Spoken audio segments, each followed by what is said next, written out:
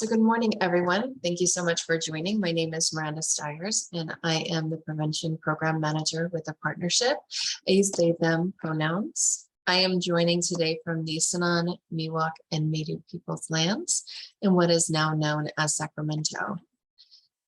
I'm going to put in the chat for folks to see whose land you are also living on. In the interim, I just wanted to give a quick, again, for the control panel. You can mute or unmute. You can turn on your live caption. Thank you, Kimmy, for the backup. So you can click the link or you can text that number to find whose land you are living on. We have a chat which you can use, and you can also enable the closed captioning. If I'm speaking too fast, please let me know. I do have that habit. So my hope for today is that we will be able to have a conversation. So I'm hoping that folks will feel comfortable unmuting. We're going to do an opening circle just to learn who's here and joining us today. And then we're going to have a conversation about what does sustainability mean for prevention programs. Before we get started, I want to acknowledge that we are living on Indigenous lands here in California, and we make a habit of doing a land acknowledgement at the beginning of all of our meetings, even in our interpersonal meetings, to establish a respectful routine and habit of supporting the nations and prioritizing the decolonization. In California, we recognize we are living on the lands of over 120 federally recognized and many other non-recognized tribes that are all very culturally diverse. And recognizing the land as an expression of gratitude and appreciation for those whose homelands were taken from them that we now reside on.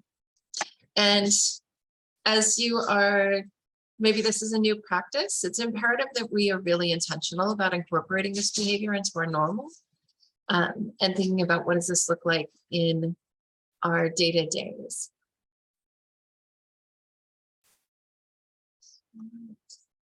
So for our opening circle, you can unmute or you can put it in the chat. You want to get a sense of who is joining us, their names, pronouns if you are comfortable with that, agency and location. I can get us started. I'm Kimmy Remus. Oh, and I need to rename myself. I have she, her pronouns. I am one of the prevention specialists here at the partnership. And I am calling in from Susquehannock, Piscataway, and Nintego lands. I'm going to put that in the chat for our ASL interpreters. We're spelling that out. Thank you. And oh, that's all we're doing. Okay, whoever wants to go next.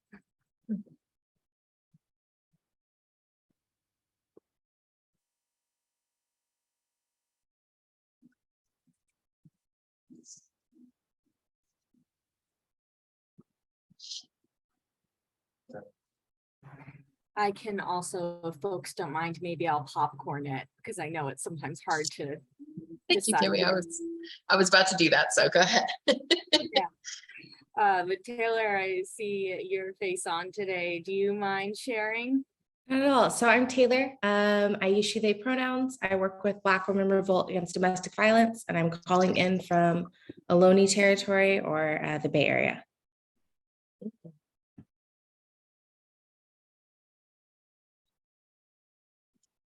And let's popcorn to Devin.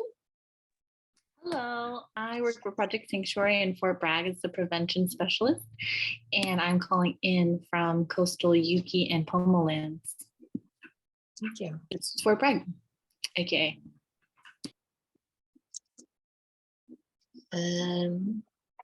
Popcorn to Robin. Hi everyone. I'm just sorry, I'm looking again. So many little things. She, her pronouns. I'm on Ohlone land as well, or the Bay Area, and I work for Cora in San Mateo. Great. And I don't know if I'm missing anybody to popcorn it to. Nope. Okay. We're a small but mighty team today, and that's okay. So again, I just want to encourage conversation today, because as we're thinking about what sustainability means, a lot of times we can get very locked into our funding. And I want to think about sustainability in kind of broader terms. Awesome. Go ahead and move us forward. And as always, we're always grounded in primary prevention. Is anybody willing to read the quote that's on the screen?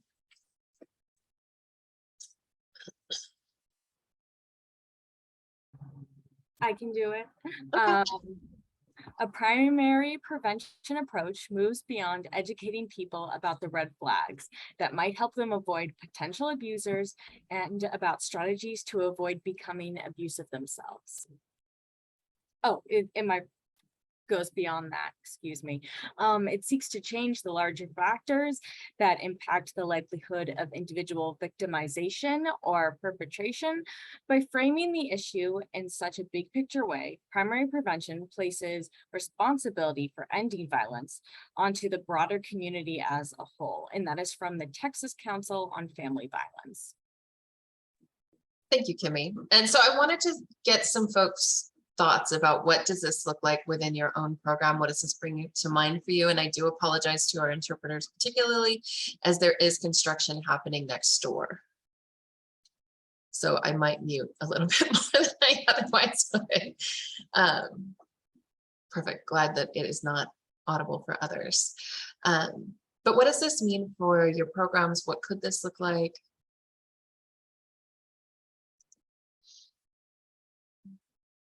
I can go. Absolutely.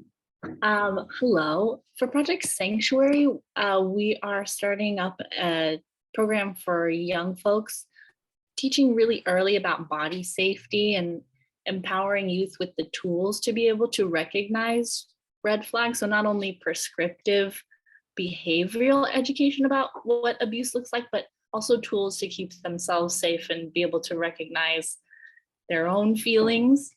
So having that inner sense really strengthened is, I think, a big tool to give them that's less about behaviors and more inside out. Yeah, I love that. That's so exciting.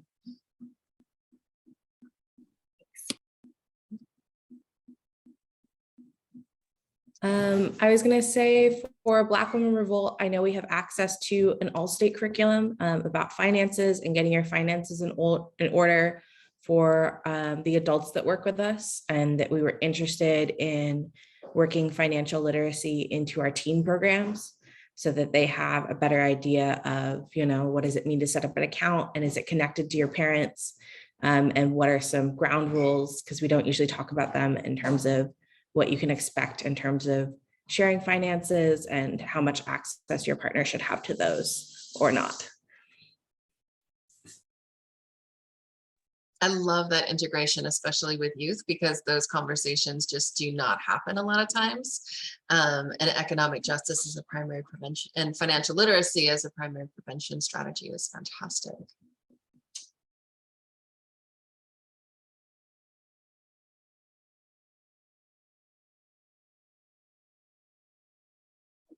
Thank you. I was looking for the link for the Prevention Peer Learning Circle we have upcoming on economic justice. I will get that out to everyone. Sorry, Kimmy, I saw you on mute. Go ahead. I also, when I see this, I think about, we say a lot when we talk about our theoretical models of that socio-ecological model and how that is such a huge part of our primary prevention. And so it really is, yes, there's the individual level, but the relationship, the community, the societal levels as well, and how having a real comprehensive approach involves all of those different levels of the socioeconomic, ecological, we were just talking about economics model. And it also made me think of, I saw a tweet yesterday, which is probably not the most academic thing, but I saw a tweet that, said that a lot happens when we remove these factors to external sources. Not that there aren't other ones as well, but it changes the conversation from like, what is wrong with you to what happened to you. And that's not a primary approach, that's more secondary and tertiary, but it's a similar concept to how we want to approach our primary prevention here. Well, and especially as we're thinking about sustaining our prevention efforts, we have to really look at what does that look like internally within our organizations as well, and having that integration where we don't, because we're going to talk a lot today about de-siloing our work. I don't know if others have experienced that, where kind of being, if you're the lone prevention person, or even just having a couple of folks on your team, and how much interaction are you able to have with the rest of the organization, and integrating that into planning and talking about how the prevention efforts show up in your intervention efforts too. So I think about like that systemic work that quite often we are trying to get to. Historically, it was very much driven by, if we go out and we talk about, like the DV 101 presentations, we're going to change the all of the things, and recognizing that while those are incredibly important, that is, it's one piece of the work that we're trying to do. So it's really trying to get into those root causes of violence and, uprooting those to create a healthier space. Is there anyone else who had anything around this quote? I'm going to give this another moment.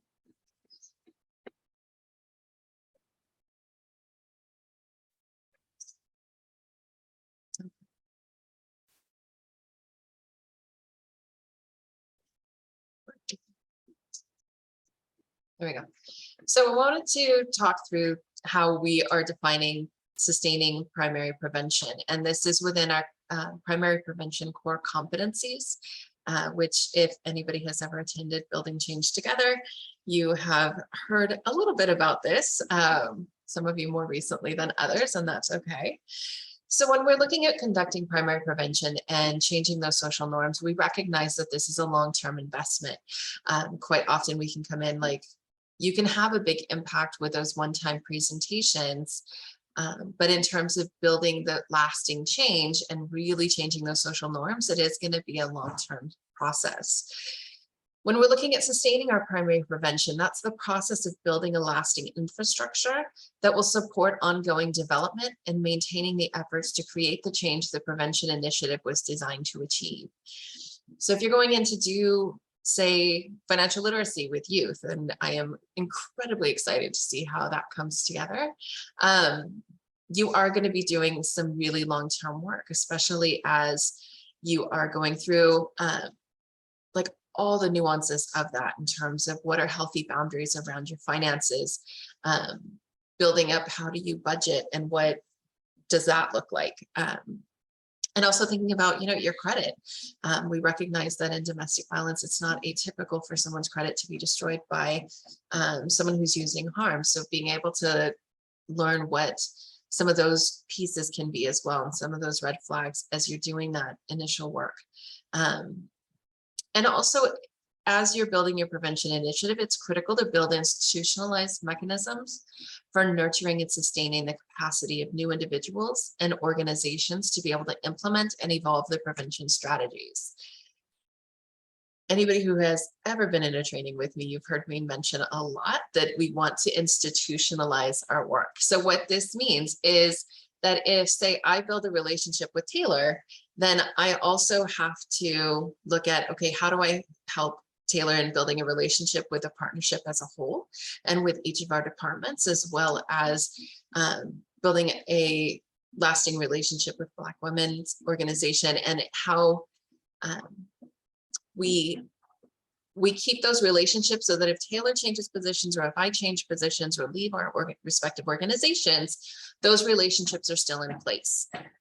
And those, say, if we're doing a collaborative effort, then that is going to be continued and sustained. So also thinking about this along with funding, because quite often we get new funding and it's really exciting and we're going to partner and collaborate with others. And then what happens when that funding cycle is coming to an end? How are we keeping that work, that really critical work, in place beyond the life of that grant, and making sure that we are investing not only in like the financial aspect, but we also want to invest in our staff, and how are we creating additional opportunities for staff to continue to grow and integrate that work into our overall organizational mission. Talking again through the core competencies for the sustaining the primary prevention, Some of that is going to include determining what strategies warrant sustaining and what strategies should be discontinued. And I want to ask if folks have ever started a process or like started a prevention initiative and then realized like, oof, we have to reconsider some things. I can give a really good example of that. We had all the best intentions when I was working in a local program to start a My Strength group for folks who are familiar with Men Can Stop Rape. That is the basis of the curricula. So it's a 16-week process for men mentoring young men and boys to become men of quality, essentially.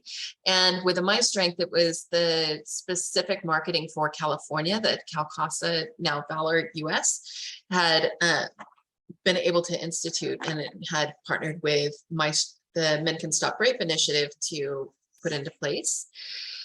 When we were trying to get it started, we had a lot of barriers as we were going out trying to find organizations, because, you know, if you want to work with youth, then you've got to be where the youth are at. So we were trying to get connected with some of the community resource centers and facing a lot of barriers in, oh, we're not comfortable with that conversation, or we don't want to talk about sexual violence within our organization or with the youth, because, you know, we have to get the parents involved in all of these things.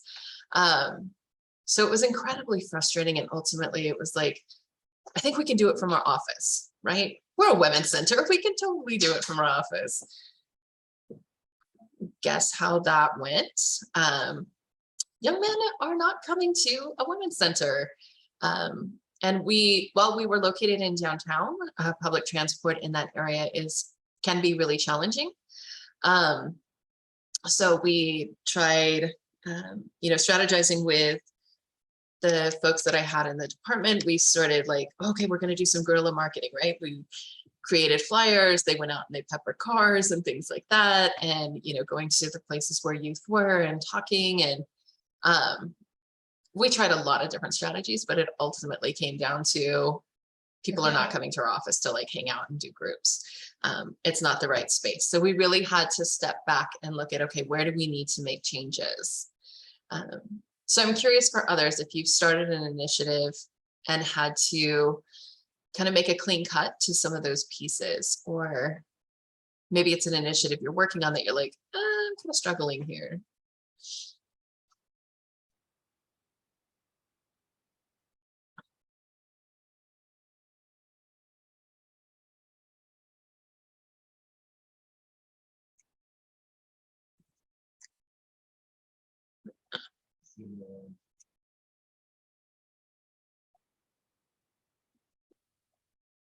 It's okay. It can be really vulnerable to try and talk about like, here's where we had some fabulous flops. I don't call them failures. It's always a learning opportunity.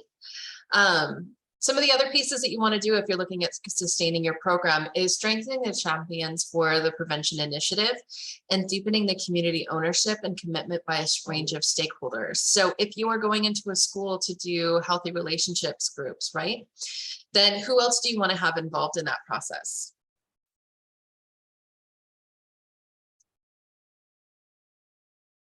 I'm going to get y'all talking at some point.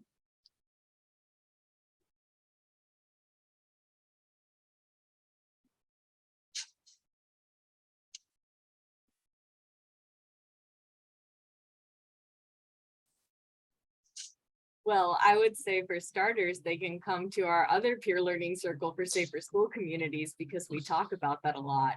But engaging with schools has been something that we've heard a lot of folks discuss. There are many challenges, particularly coming out of these pandemic years, where everyone's playing catch up. There's been some turnover in the staff, even if they had good relationships prior, they're starting off with new relationships. And that could be possible for any type of stakeholder situation. Sometimes, you know, you build a really great a really great relationship with a person. And I know, Miranda, like you always say about like making sure that the relationship is with the organization as well as the person. So that way, when people come in and out of roles, you're still able to have that connection point and you're not starting from scratch again. So that's probably one of the first big tips that I would have, is your tip of, once you get in with a person, find other ways to build roots with that organization or agency.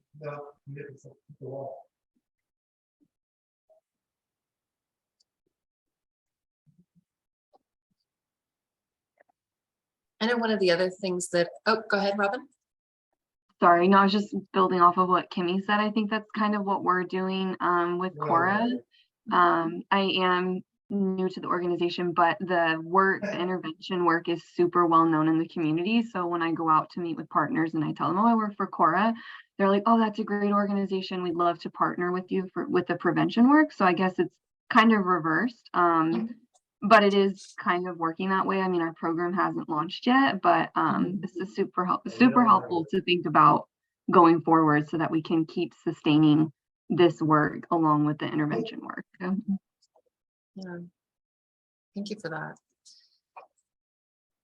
Particularly for financial literacy, if there's a way to also invest, get the teachers involved. Like if you're going out to schools, then I always look at like, who are the champions on campus? Is there a teacher who's asking me to come out?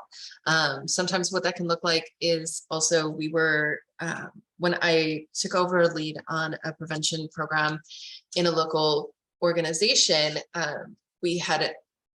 there'd been a gap in having prevention folks. So having to get back into juvenile hall and continue that work, and just was not getting anywhere there. And then a probation officer had called and said, hey, I really want to talk about healthy relationships with the youth, but I have no idea how to do it.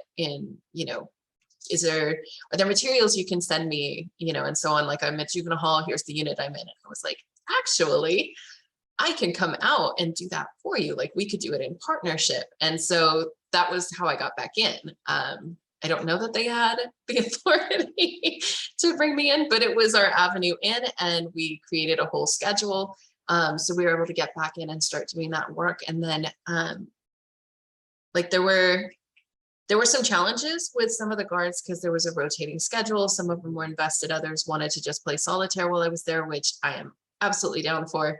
But I started engaging some of them in conversations and recognizing who, I noticed they started paying attention. And so I'd asked them questions along with the youth, and it started opening up more conversations. Absolutely. Kimmy shared in the chat, I also know folks who have gone to public events like school board meetings, PTA meetings, make your face known. Absolutely. Some of the schools in our local area had what was called second cup of coffee. So it was an opportunity for us to go in and meet with parents and guardians of the students and talk about some of the work that we wanted to do on campus. And it just created, there was a want to know about some of our work, and it created some opportunities to identify who those partners were and how we could deepen those relationships. Again, especially if you're doing any work around teen dating violence or sexual assault policies on campus, get engaged with the parents, with the staff at the schools.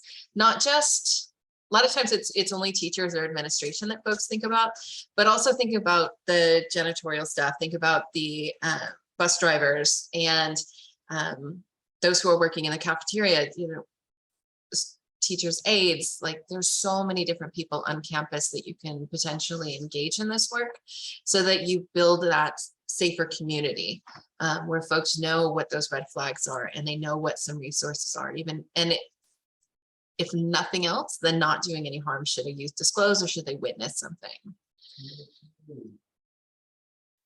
We also want to fully integrate the prevention strategies that warrant sustaining. So those things we want to hold on to into our day-to-day operations of other organizations, not just the lead organization that planned, implemented, and evaluated the initiative. A lot of times we can get kind of insular with our work that, okay, we have to be the holders of all of it. So really, as we're looking at going out into the community and doing that primary prevention, we want to mobilize our communities to be engaged in that work as well. And recognizing that sometimes we are going to be restricted by grants and what the grant cycle is. So how can we partner with others to create kind of that ripple effect so that you're starting on like an individual and relationship level, and then you move out across the socio-ecological model into community, where you are building community leaders who can then take that work out beyond your organization and continue that. And again, it will open up so many doors as you're working with them of like, hey, this, you know, I learned a lot of this from, say, Cora, and, you know, they have a really great program. And then, oh, well, we want to learn more about Cora. So like the way that that builds more partnerships.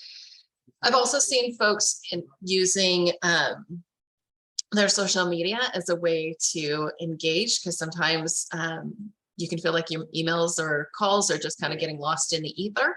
So what some programs have started doing is tagging organizations they want to partner with on different initiatives and lifting up some of their events. And it created an avenue for that organization that they had not been able to connect with, to start lifting up some of their work and reaching out and being like, hey, what are some areas for partnership that could happen? So it's always looking for some of those different avenues. Has anybody been able to partner with other orgs?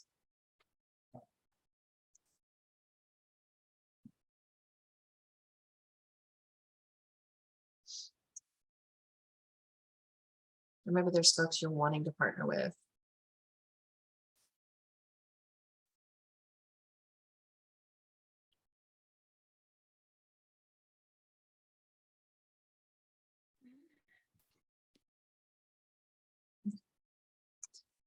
We started going into a place called Transitional Learning Center for folks with autism, and the educators really wanted to know more. So it sounds, I am relating to that, to what you're talking about, is we're setting up a training for the educators so that they can have some of the material and spearhead that in their work as well.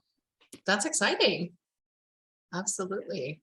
But it's happening by circumstance, and it's good to know about, you know, being in the meetings, showing up in a way where you just get to know folks. It's great. Thank you. Yeah, absolutely. I would always hear that question, how do we get them to our table? I was constantly hearing that. And I'm like, well, how are we showing up to other people's tables? How are we showing up for other movements? How are we showing up for their work? If we're wanting to work with immigrant populations, are you showing up for immigrant rights? Are you working with immigrant rights organizations in your area? And I've seen times when folks are trying to start initiatives like with the queer and trans community, but then not taking a moment to look like, okay, let's look at our organization's website, and is it inclusive, or do we just have the kind of safe place rainbow pyramid, but that's it and nothing else, acknowledging, you know, queer and trans issues. So like having to take that step back to look at things.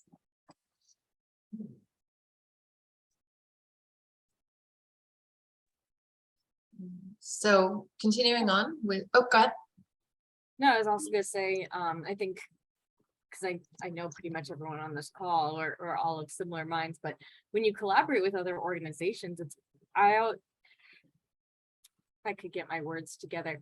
It's also why reinvent the wheel. It's actually easier to identify who's already doing the work and seeing what they've done and being able to work with them than to try and recreate on your own.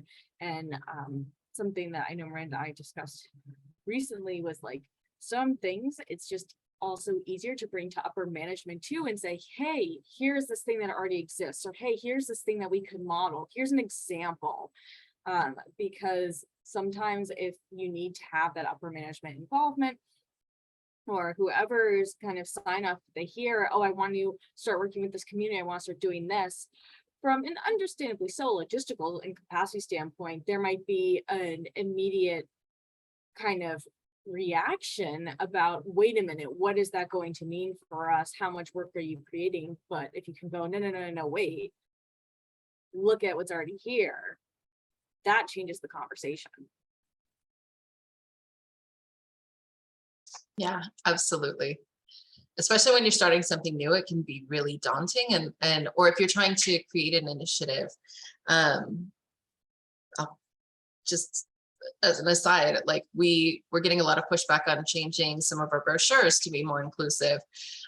So I recreated them in Word, and with a team of like-minded folks, we went through and made them more inclusive, and then sent the sample to management with, hey, you don't even have to do the work. We recreated all of the clip arts, everything else. It's all formatted. This could just be sent directly to the printers with all of the updated information, which is actually how we got the new brochures printed and sent out. So it can be little things, and as well as moving into larger projects. Again, and just continuing on with sustaining, we're also, when we're looking within the core competency framework, we want to increase individual and organizational capacity to implement new strategies and to bring on new organizations as warranted. We want to advocate for changes in public and institutional policies and procedures to establish those infrastructures that can sustain efforts over time to change the prevention over time to get the change that the prevention initiative was designed to achieve, and identify and apply resources to engage new and diverse funders to generate the funding and ensure sufficient resources for sustaining among new organizations. We can easily get locked into kind of that scarcity mindset that there's not a lot of funding out there. And if we are building the capacity of other organizations in our areas, does that mean that we have less access to the funds?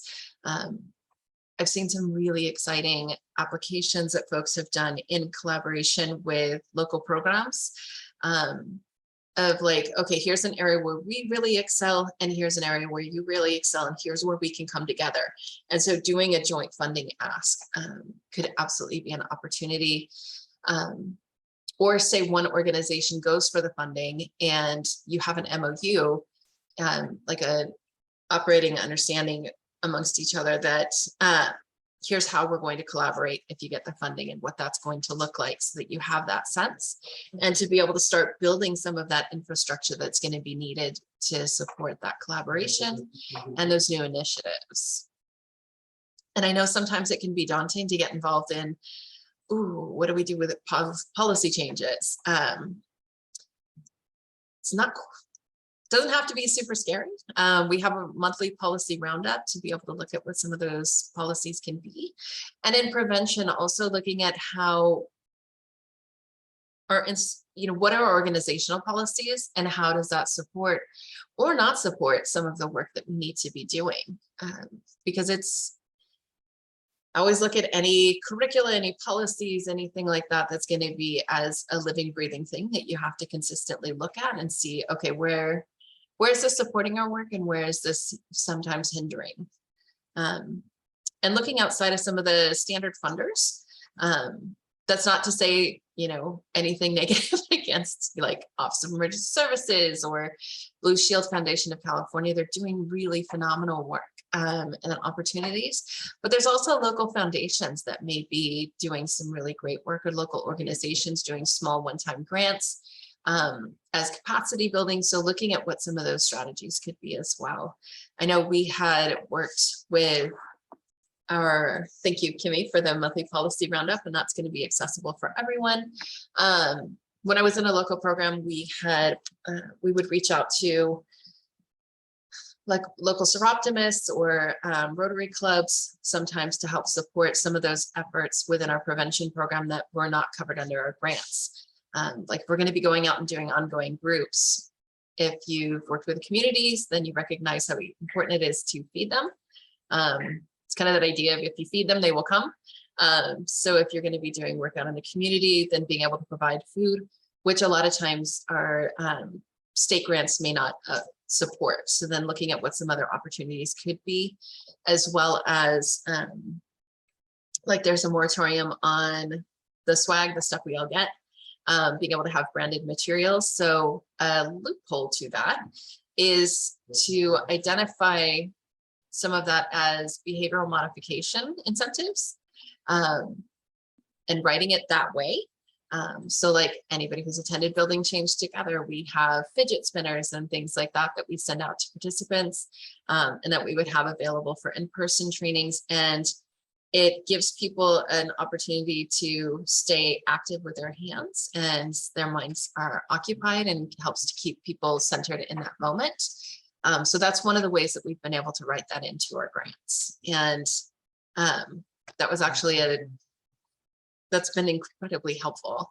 And also looking at what some of those other opportunities could be when we wanted to do like branded materials, particularly when we were in a local program, it was reaching out to sometimes the Rotary clubs when they were doing small grants, then being able to reach out and look at, okay, this could help support some of that effort too.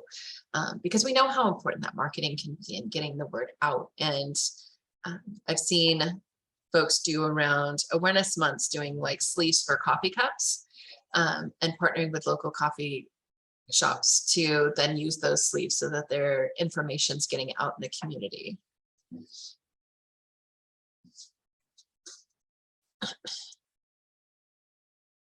I also am always going to push integration of prevention and intervention. And I'm curious for folks, have you had the opportunity to do cross-training with your teams within, other teams within your organization?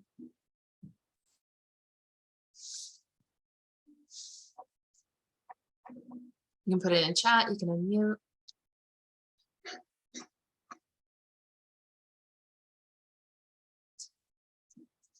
And Devin, if I can, I appreciate you putting it in the chat that yes. What does that look like? If I could pick your brain a little bit. Well, I'm fairly new, but in the about the year that I've been here, I've been able to kind of know what the process is in terms of getting restraining orders and client intake. And is that the kind of thing you mean? Yeah, absolutely. I get to I get to shadow everybody whenever there's an opportunity. I get to hop in the room when the client's comfortable and see how the process goes. That's great. And have the intervention teams or intervention folks been able to shadow any of your prevention yet?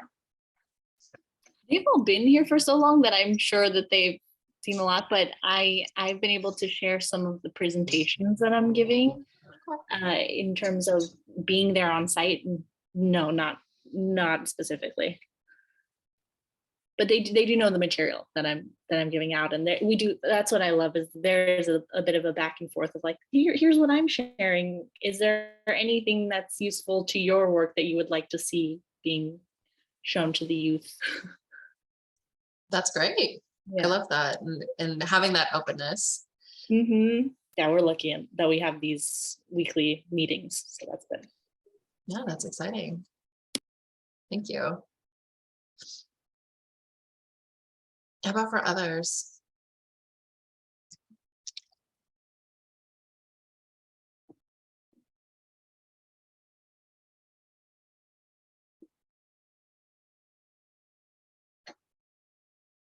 I know I can share the partnership we had gotten siloed in our own work, particularly through the we're a small but mighty team with all the work that we do.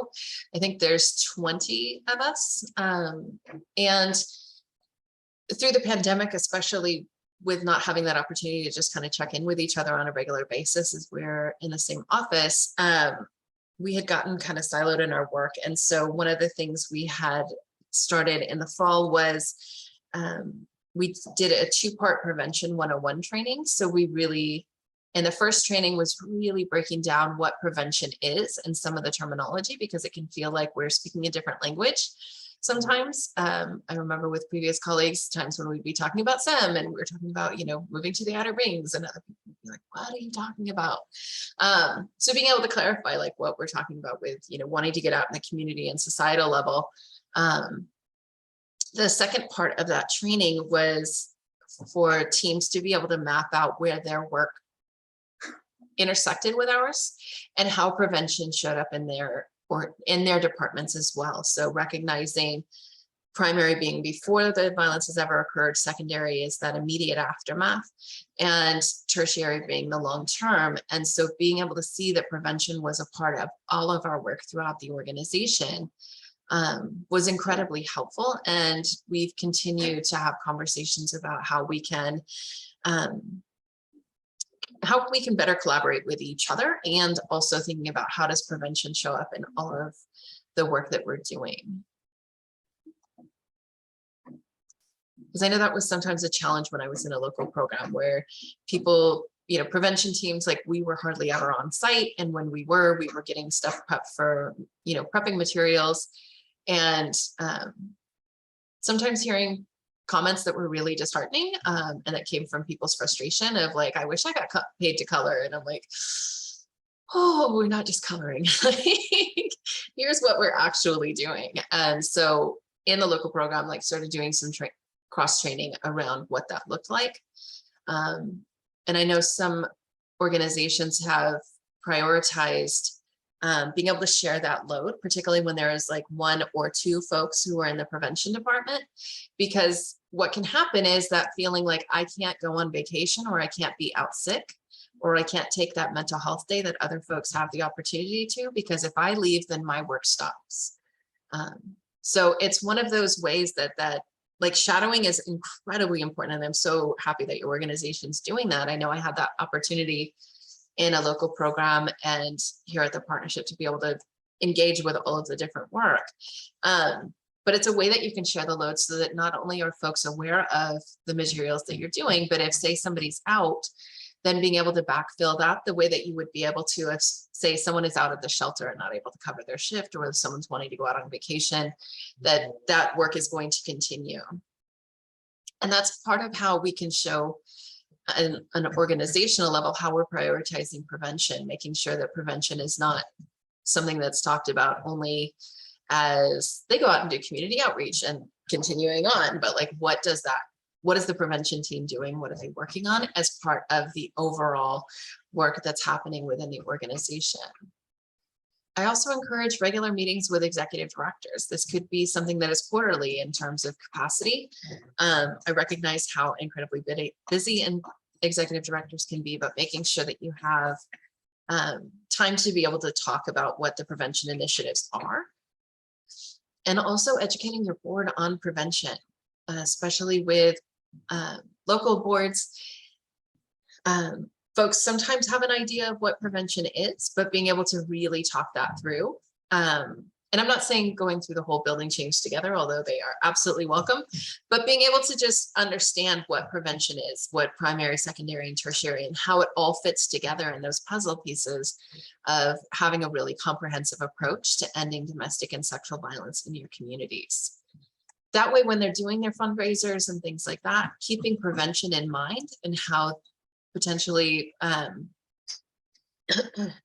prevention can access some of those like unrestricted dollars in terms of being able to do things that your prevention funding might not support, and recognizing the importance of what those community relationships look like. And as they're going out and building relationships with community partners, making sure that prevention is a part of that conversation too. Are there other opportunities that you would think about with integration of prevention and intervention within your organizations? Could be something you're doing, something that you'd like to do.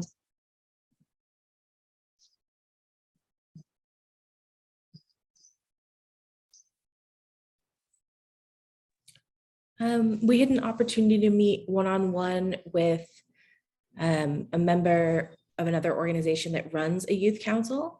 And so they said, even though our work is prevention, that they built in quarterly half-hour check-ins with each of their members. And then if they had something personally going on with them or a friend that was like already happening, that it was an opportunity for them to tell us that one-on-one and to brainstorm and provide resources, and also not have them have to tell us that in a group setting.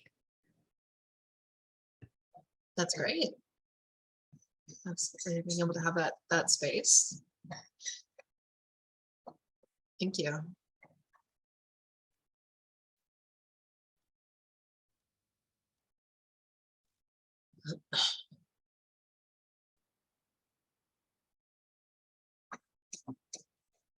So check. I can get talking and just kind of like lose track, so I just want to keep on track with that. I'm going to keep us moving forward. Also thinking about your grant applications. I am kind of picking on, just could be in the chat, could be out loud. How many folks have had the opportunity to be involved in completing the grant applications or in shaping that?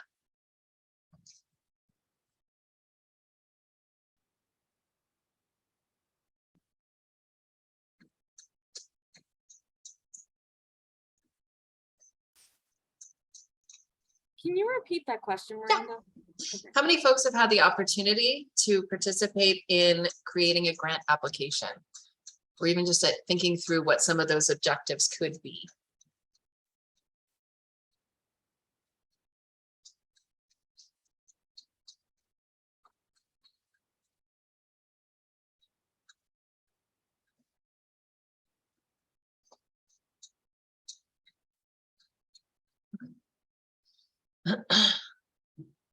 This was a challenge that I had experienced when I was in a local program and that I've heard from some others. Maybe it'll resonate with folks. I was in my department for a couple of months, building relationships and building where I needed to go and trying to establish some collaborative partners. And then my scope of work was changed drastically. And I was, just in a standard meeting. Here's your new scope of work. Here's the new grant application and what that looks like. And here's your deliverables. And it was very, very different and without any conversation or consultation. Led to some frustration, let's put it that way. So then being able to kind of take a step back and breathe and come back and meet with my supervisor and talk about, okay, here's the challenges this presents for me, and what some of that, the unintended impacts can be. So from there, thankfully had a really great collaboration, and I was able to be a part of all of the grants moving forward. My first time implementing Building Change Together, we had a financial manager who was in charge of the grants for the organization who had come out strictly because she never got to travel and she wanted to this time. And I was like, I absolutely love that this is the one you came to. And as we were going through the training, she was realizing, and she said it openly in the training, I've never consulted the prevention team or any of the teams as I'm writing the grants. I talk with the managers only. And I'm kind of doing that backwards. I want to engage them before I go for grants now. And I was like, yes, all the yeses, because that's ideally what you want to be able to see, is where there is that communication. So some of the things I spotlighted that this can help with is those capacity considerations. How are you going to plan for the growth? So if this new grant is going to allow for, say, hiring multiple people, what's that onboarding process going to look like? And how are you going to support everyone coming on? Onboarding can be incredibly challenging. And it can be time consuming, as anybody who has ever started a new position can tell you. So being able to really think about what would that look like? And if this is going to fund, say, four staff in my department, how do I want to do that hiring? Do I hire all four at the same time? Is it something where you kind of stagger? And also planning for, sometimes hiring can take a lot of time. We always want to see people apply right away, but that doesn't always happen. Sometimes you can have a position that's open for several months, especially if you are in a rural community, where people just don't, how much training is going to be needed, because somebody may have really great facilitation skills, but not really understanding domestic and sexual violence. So there's going to be a lot of additional training on that piece, or they may have a really solid understanding, but needing support around their facilitation. So it can be all of those pieces together. So thinking about what is that going to look like within the department. Also, your prevention folks, a lot of times, and I know I'm kind of preaching to the choir here, is you really know what your communities. Also within that capacity and planning for growth is, how are you recruiting folks? What kind of skills do you need for those new team members to have as they're coming into this new program or new initiative? And how are you going to support them in learning that? And how are you recruiting? What communities are you, reaching out to? Where are you posting that job? And I can put in the chat, if you have positions open at your organization, you can always send them to us at info@cpdb.org. What that'll do is we can put it out on our listservs. We can also put it in our weekly e-news. And we're just one avenue of being able to get that word out far and wide. You also want to make sure that as you are working on a grant, particularly if you're planning to work with a marginalized community, what are those community members' needs? Not as you think they are, but how are the community members identifying that? So are you able to do focus groups with the community beforehand and being able to identify what some of those needs can be? Are you able to recruit and from the community in terms of creating new positions? And if you're asking community members to come in and do trainings, are you able to pay them and support the work that they're doing as well? You also want to make sure that your staff have a really good understanding of the scope of work and deliverables and what those timelines are. So I know we've done different trainings here recently around logic models and establishing the goals and objectives in your departments. We can absolutely send links for those, and those are all going to be available in a resource library. But when you're working collaboratively with your teams on grant applications, everyone is able to have the professional development to start understanding what the grants look like. And also, having a really good understanding of what that scope of work is going to be, what that is going to entail, and what kind of capacity you need to have. Because on paper, how it looks can be very different than as you are actually going out into implementation, because we recognize that sometimes we can think, oh, it's only going to take a couple months to get into, say, a school. Anybody who's ever tried getting into schools, it can sometimes be much longer. It also deepens that connection to work, both for the community members as well as for the team, because you know what the intention is and being able to help shape that. Taylor, I see your question. Do you have some guidelines for running focus groups with community members?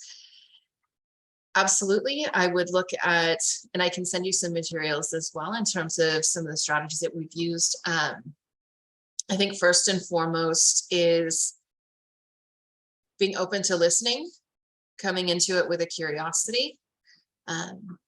Sometimes we have something very specific in mind, right? And like we have our own assumptions and really being able to kind of set those aside and having some set questions for consideration that we can send out to folks ahead of time as you are inviting folks into that space.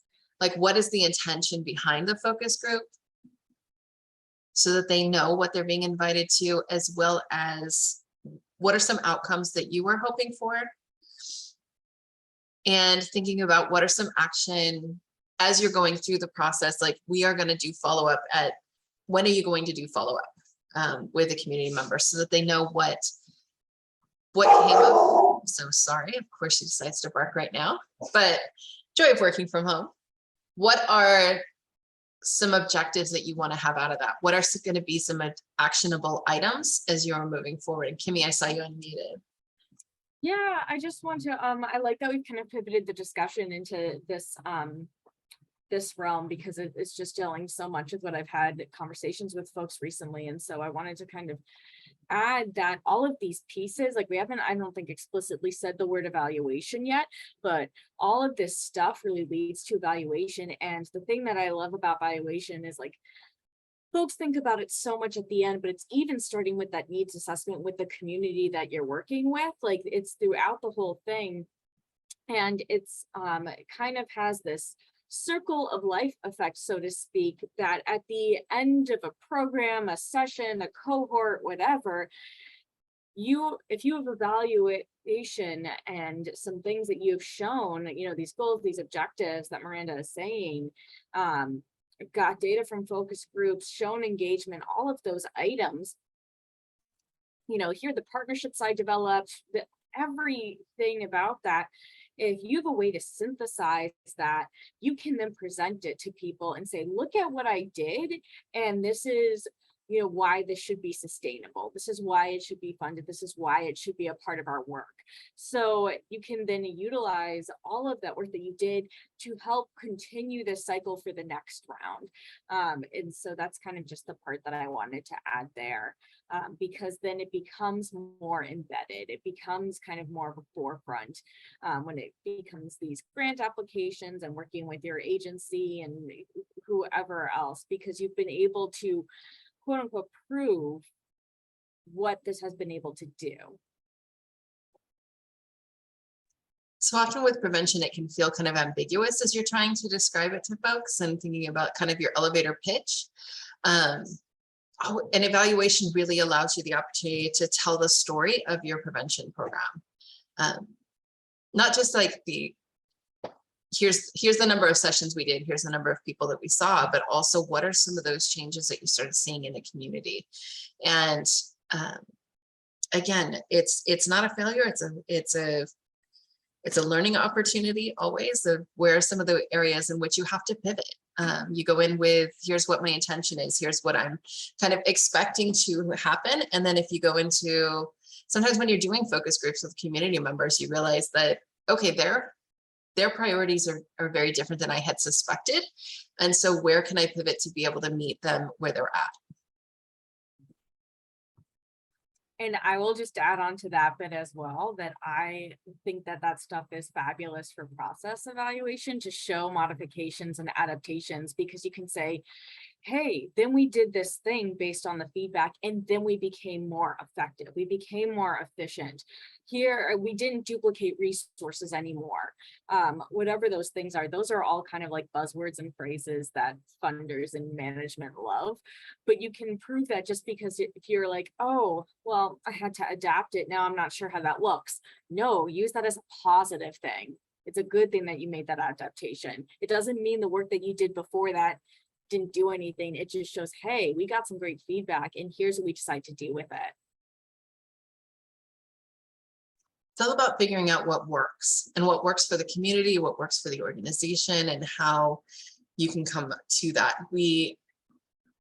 I know I've heard that with some of my colleagues, we've talked about the prevention chameleon. Like, as you're going out into the world and you're doing your prevention work, there's so much adaptation that we have to do. Sometimes the curricula doesn't necessarily meet the community where they're at. So what are those adaptations that we have to make? So moving away from evidence-based to, we've started using the term evidence-informed. What are those evidence-informed strategies? And then exactly how you get there can look a little bit different than kind of you expected. So it's also code switching, if folks are familiar with that. The way that I'm going to talk about my prevention work with funders is very different than I'm going to talk about it with youth, is very different than I'm going to talk about it like with my family. Like, it all depends on your audience and the way in which you change up some of the way you're having that conversation. Yeah, there's so many pieces to it. I'm going to keep us moving forward with funding. It can be so tricky. And I always say that, there are opportunities out there. I encourage organizations to look at unrestricted funds and what can be used to support some of the prevention work that's happening that isn't necessarily covered under the primary grants. Looking at private foundations, those could be local, they could be state, they could be national. What are some of those other opportunities? I know I've had questions from folks around CDC grants and we want to do it, but I'm not sure if we have the administrative oversight. Those grants can be really intense. So just making sure that you have the support that you need. So some of that can be reaching out to other programs who are funded by the CDC, which is the Center for Disease Control and Prevention, and talking with them about what that has looked like and what kind of supports were needed. I will say with state grants as well, I've talked with programs who have gone for state funding, like through the Office of Emergency Services when they previously haven't had that funding, and really wanting to get a good understanding of what does the oversight look like, what is the administrative aspect, And so if folks are thinking about going for some of that funding that you haven't had before, you can absolutely contact us at the partnership. We can get you connected, whether it's with us for funds that we've been able to go through and kind of what that process and oversight looks like, as well as getting you connected with local programs and some of the strategies that they've been able to employ and what that internal support has looked like, particularly if you're looking at working with collaborative partners. I always look at MOUs with your collaborative partners too. You may have community centers who are really good, really well positioned to go from to reach into what does that look like, and like they may be better positioned to take on funding than your organization, but what are some ways that you can collaborate to be able to, again, broaden that work so that you're building more ripples as you're going out and doing it. Also, who are some of the intersecting movements that you want to work with? Because we recognize that prevention is going to intersect, the prevention of domestic and sexual violence and human trafficking is going to intersect with so many different movements. So what are some of the opportunities there? And of course, with schools, and if they are wanting to build long-lasting collaborations, and what can that look like as well?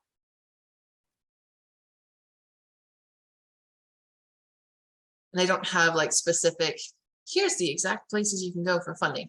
But anytime we find out about any funding opportunities, we always put those up and share them out with, not only with our members, but also the communities at large. And if there's funding opportunities that you see that you want to lift up for folks, like absolutely send them to us. We're always looking for what some of those spaces can be.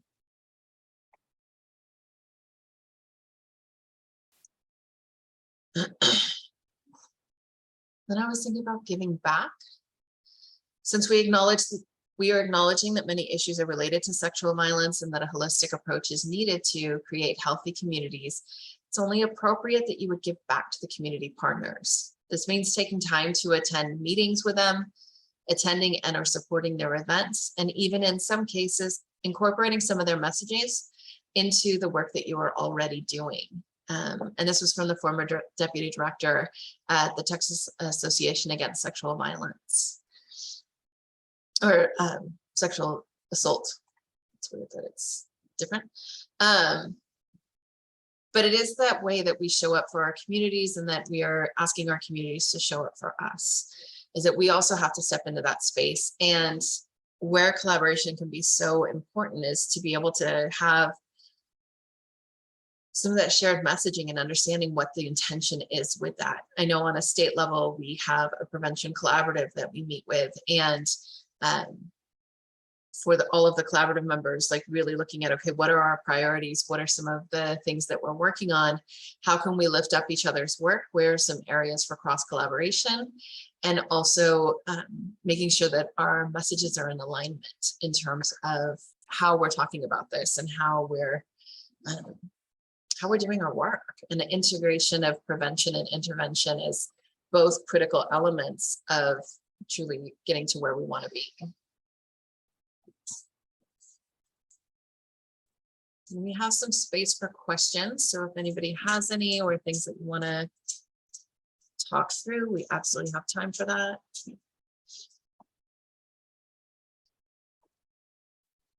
I'm going to go ahead and stop the recording.